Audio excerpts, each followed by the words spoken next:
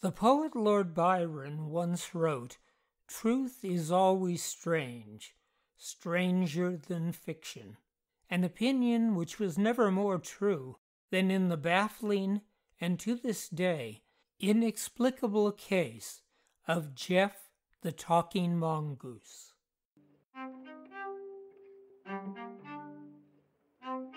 This is Mark Lyon. Welcome to the other realm. Throughout my life, I have collected true accounts left to us by those who have inadvertently crossed the invisible threshold from our world into the realm of the supernatural and returned to tell the tale. These are their stories.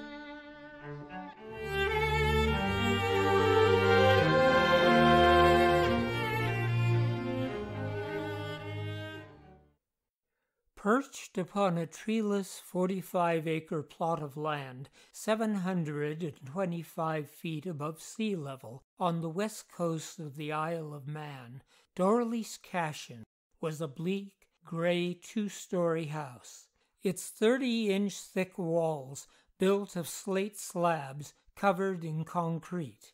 Its few narrow windows permanently sealed against the almost daily onslaught of the lashing winds and pelting rain which rise up from the Irish Sea. Inside, the walls were lined with matchboard paneling, which provided protection from drafts. A continuous open space, a few inches wide, separated the interior paneling and the outer walls throughout the house. The house had neither electricity, telephone, nor radio. The nearest neighbor lived over a mile away, and the nearest road suitable for automobile traffic was 4 miles away when James T. Irving bought Dorley's Cashin and relocated to the house with his wife Margaret and his young daughter Vori. Formerly the European agent for a Canadian piano company, James Irving's occupation had become an early casualty of the First World War, and upon moving to Dorley's Cashin, he hoped to provide for his family as a farmer. It was a hard-scrabble life. With only 4 inches of cultivatable soil above the farm's rocky surface, the Irvings struggled to make do by raising sheep, goats, geese, chickens, and ducks, and by snaring rabbits which could be sold to their neighbors. All seemed normal enough until one September night in the year 1931, when, as James later carefully recorded in his diaries and letters, we heard a noise that seemed to come from behind the matchboard partition in the parlor. It lasted some time, then ceased. "I thought we had mice," he later told the renowned psychoanalyst and parapsychological researcher Dr. Nandor Fodor. The following day, I opened up the ceiling and found a little Indian wooden carving which I recognized as my own. How it got into the attic I cannot tell. When it was dropped, it produced the same type of sound as we heard the night before. Soon the family began to hear other sounds issuing from behind the paneling. Its first sounds were those of an animal nature, James wrote in a letter to the famed ghost hunter Harry Price, and it used to keep us awake at night for a long time, as sleep was not possible. It occurred to me that if it could make these weird noises, why not others?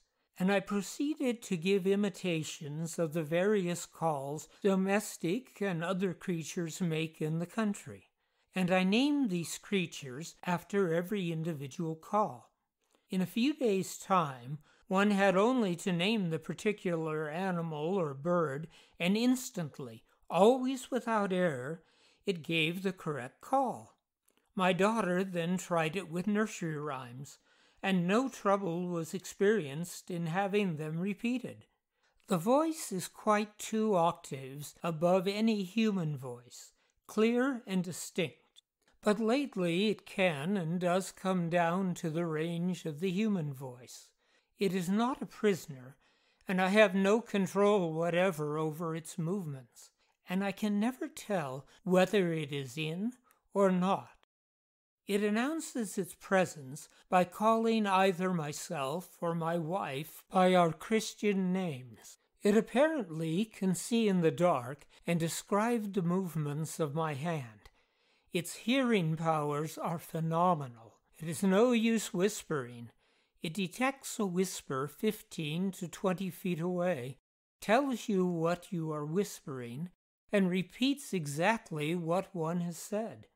The animal in question has been seen by myself and daughter of 14 in one of the 2 bedrooms of my house on several occasions in the month of October last. My daughter has on 2 occasions in January 1932 seen its tail only in the small back kitchen in a hole in the wall. My wife has seen it on 1 occasion only in October. The color is yellow, not too pronounced after the ferret. The tail is long and bushy and tinged with brown. In size, it is about the length of a 3-parts grown rat in the body, without the tail. It can and does pass through a hole of about 1.5 inches diameter. I personally am strongly inclined to view that it is a hybrid between a stoat and a ferret. The bushy tail is not that of a stoat, and the size certainly half that of the ferrets I have examined. In only a few weeks, it became capable of carrying on normal conversation, and it was not long before the Irvings and their mysterious house guest developed a friendly, if not always easy, relationship. He pestered the family with an unending stream of questions. "Just one more question, Jim," he would insist. "Then I will let you go to sleep." At first they called the creature Jack, but over time they began to call it Jeff. The creature said, "Yes, I like that name," and so Jeff it was to be. At first Jeff attempted to impress the Irvings by stating, "I am a ghost in the form of a weasel, and I shall haunt you with weird noises and clanking chains. If you are kind to me, I will bring you good luck. If you are not kind, I shall kill your poultry. I can get them wherever you put them. I am not evil. I could be if I wanted. You don't know what damage or harm I could do if I were roused. I could kill you all if I like, but I won't." On other occasions, his claims became even more grandiose. "I know who I am, but I shan't tell you," he boasted. "Thou will never know what I am. I am a freak. I have hands and I have feet. And if you saw me, you'd faint. You'd be petrified, mummified, turned into stone, or a pillar of salt. I can split the atom. I am the 5th dimension. I am the 8th wonder of the world." Later, Jeff claimed to be merely a mongoose. As he put it, "I am a little extra clever mongoose. I am a Marsh Mongoose. I was born near Delhi, India, on June 7th, 1852. I was brought to England from Egypt by a man named Holland. When I was in India, I lived with a tall man who wore a green turban on his head. Then I lived with a deformed man, a hunchback. While the reference to the hunchback was probably an example of Jeff's love of dramatic and shocking hyperbole, it was true that a farmer living near Dorlish Cashen had, in 1914, imported and turned loose mongooses in the area in the hope of eliminating problematic rabbits, and it is possible that Jeff descended from these mongooses. Jeff's claim to have been born in 1852, however, would have made him 80 years old. That Jeff was an animal of some kind seems beyond doubt, although he was in many ways shy and took great pains not to be seen. He allowed the Irvings to touch his 3 fingers and thumb, which were short, yellow, and sported curved nails. On one occasion, he let Mrs. Irving pet his fur and cautiously insert her finger into his mouth. "My long fingers seemed to fill Jeff's mouth," she told Dr. Fodor. "His teeth were tiny and sharp. He drew a little blood from my finger. I was indignant. I told him, 'I don't want any blood poisoning here.' He answered, 'Go and put ointment on it.' His mouth was about an inch wide." Jeff seemed to be conversant in Spanish, Russian, Manx, Hindustani, and Hebrew. But whether he actually understood these languages or was merely mimicking phrases he had overheard in his travels about the island never became clear. He loved to sing, favorite songs including Carolina Moon, The Isle of Capri, and a racy parody of Home on the Range, which he had learned by listening to Min at the bus depot. Jeff seemed to have incredible eyesight and to be able to read. Peering through a crack in the matchboard paneling, he would accurately call out from his hiding place the name of whatever book or newspaper a member of the household might be reading. He claimed to have learned to read by sitting on the windowsill of a school or observing lessons from a nearby tree. It was in the same manner that he claimed to have learned songs and the tonic musical scale.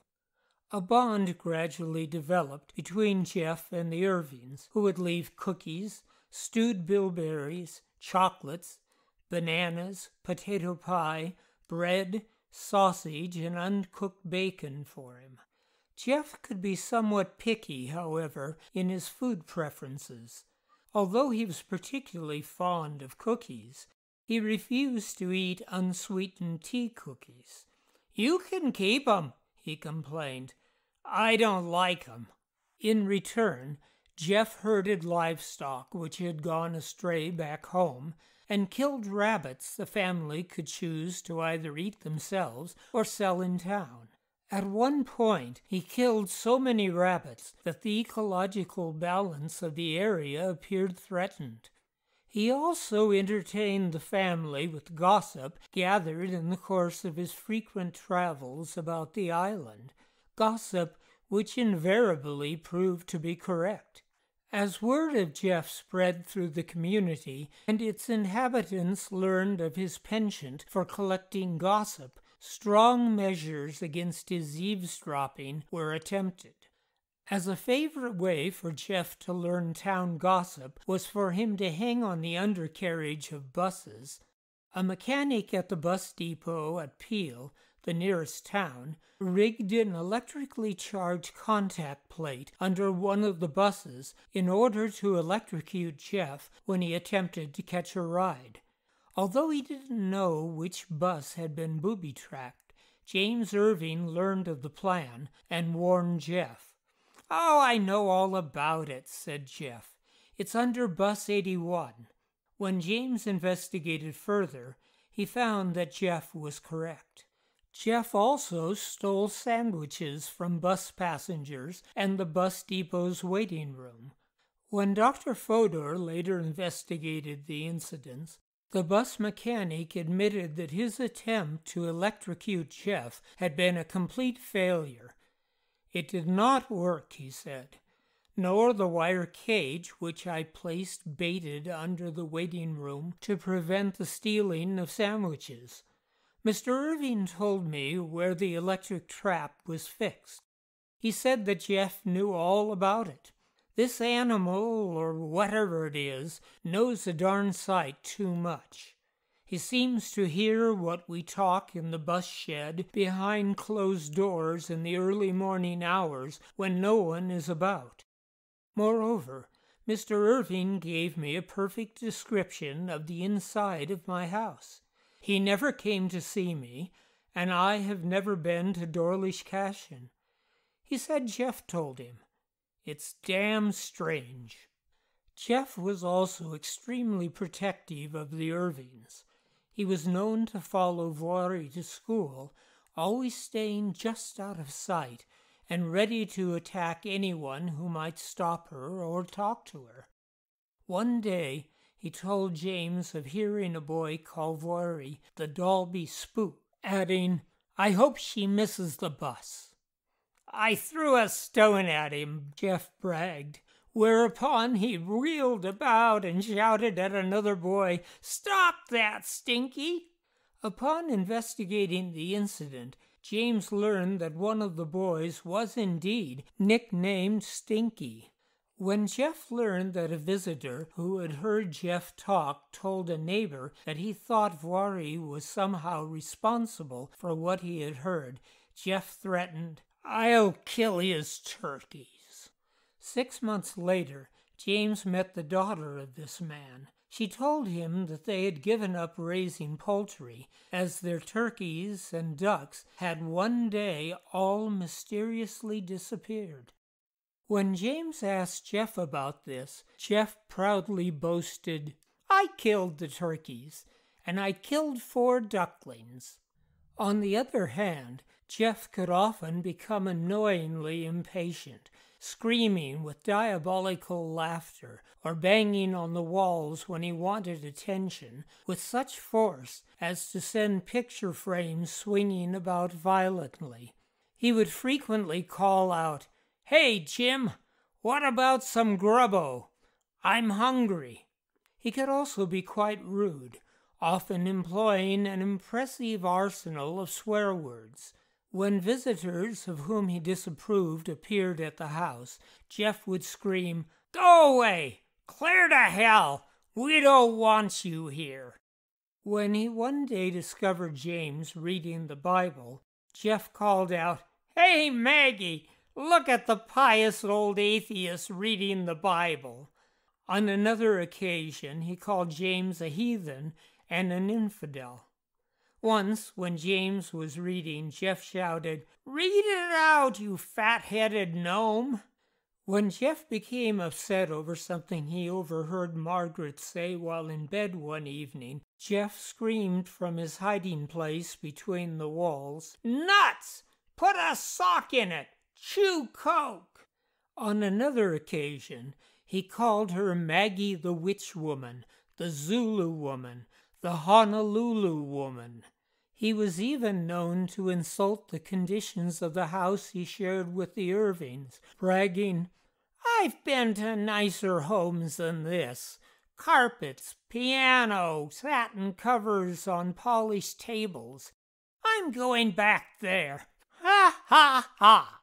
He was, however, not serious about leaving Dorlish Cashin. "This is my home," he confided in a moment of reflection. "It suits me." In actual fact, he became upset whenever the Irvings suggested they might move away and claimed he would follow them wherever they might flee. "I am a ghost in the form of a weasel," he threatened, "and I will haunt you." The story of the Talking Mongoose quickly became worldwide news, with accounts appearing in newspapers as far away as Hong Kong.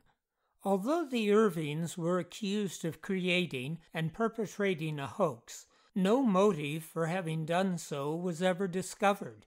It could not have been financial. When an American theatrical producer offered the Irvings $50,000 for the right to exhibit Jeff, the perpetually financially strapped family flatly refused to entertain the offer. While it was often claimed that the 14-year-old Voirrey was a skilled ventriloquist, careful investigations by Nandor Fodor and associates of Harry Price completely eliminated such a possibility. As Dr. Fodor put it, The charge of ventriloquism is best answered by the fact that Jeff has been heard when each member of the family has alternately been eliminated. It is sufficient to spend a day at Dorlish Cashin to know that under their conditions of living it would be impossible to carry on a ventriloquial imposition over a period of years. As for the suggestion that Jeff was a ghost, Dr. Fodor concluded Jeff is not a ghost. He is a material being of some sort, since he eats, drinks, kills rabbits, throws objects, and proves his objective existence in scores of ways. Traditional ghosts do not care to do any of these things.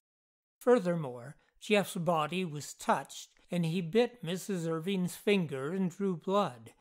By all standards of evidence in psychical research, Jeff is not a ghost. As Jeff was clearly flesh and blood, and as Jeff could not pass through closed doors, Dr. Fodor also rejected the supposition that Jeff was some kind of elemental spirit. And although Jeff was known to throw objects and cause substantial noises, Dr. Fodor also ruled out his being some kind of poltergeist. Strangely, none of the investigators ever considered the possibility of Jeff being an animal possessed by a ghost or other, perhaps presently unknown, kind of supernatural entity. Following James Irving's death in 1945, Margaret and Vory Irving moved away. They sold Dorlish Cashin at a loss, owing to the fact that the property was believed to be haunted. Jeff was never seen or heard from again. Eventually, the house at Dorlish Cashin was demolished. Today, almost no trace of it remains. In 1970, a reporter for Fate magazine managed to locate Vory, who was then residing in England. She was reluctant to talk about the case, but she denied in no uncertain terms that she had produced Jeff's voice through ventriloquism. "Believe me," she declared, "if I were that good, I would jolly well be making money from it now." She blamed Jeff for disappointments in her life. "Jeff was very detrimental to my life," she complained. "We were snubbed. The other children used to call me the spook. I had to leave the Isle of Man and have to work out where people have never heard the story about it. Jeff has even kept me from getting married. How can I tell about it to a family of my future husband?" She remained firm to the end in the truth of all that had occurred at Dorlish Cashin. When asked if Jeff was a mongoose, she answered, "I don't know. I know he was a small animal about 9 inches to a foot long. I know that he talked to us from the wainscoting. His voice was very high-pitched. He swore a lot. At first he talked to me more than anyone. We carried on regular conversations. It was not a hoax, and I wish it had never happened. If my mother and I had had our way, we never would have told anybody about it. But Father was sort of wrapped up in it. It was such a wonderful phenomenon that he just had to tell people about it. Yes, there was a little animal who talked and did all those other things," she stated without equivocation. "He said he was a mongoose and we should call him Jeff. But I do wish he had let us alone." Vory died in 2005. So what exactly was Jeff? We will probably never know. As for me, I tend to believe that Jeff was exactly what he said he was. Nothing more and nothing less than a little extra clever mongoose.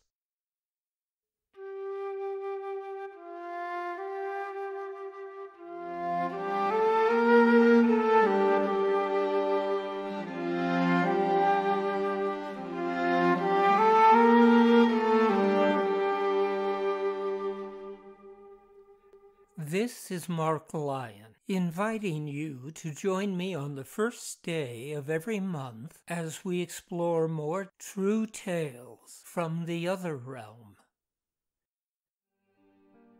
The Other Realm is a production of Wind Whistle Theater. Our music was composed by Dan Heflin.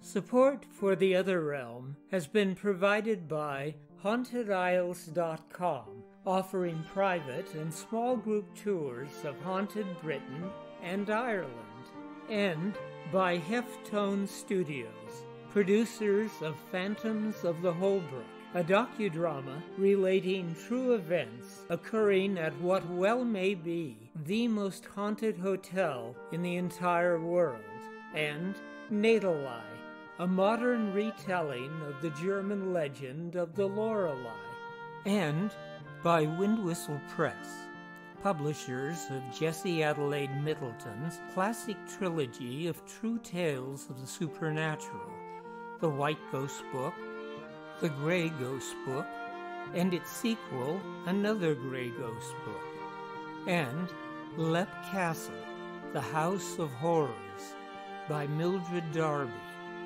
and San Francisco Ghosts by Mark Lyon.